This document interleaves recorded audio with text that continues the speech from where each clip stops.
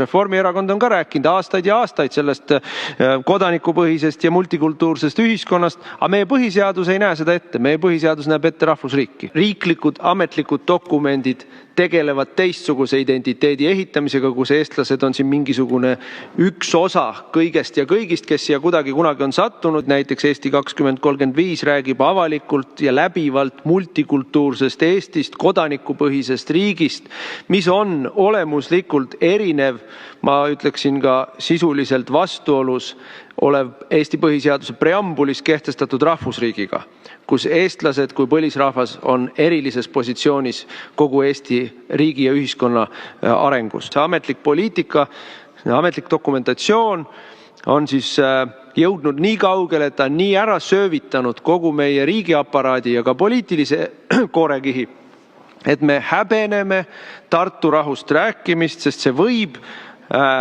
mõjuda keeruliselt osadele ühiskonna osadele. Me kõik teame, millisele osale ühiskonna osast see mõjub immigrantidele, hilisimmigrantidele ja mõjub nende inimeste järeltulijatele, keda me lõime selles vabadussõjas ja kellega me siis tänu sellele pärast saime rahulepingu sõlmitud. Need on sealt pärit inimesed, eks ole.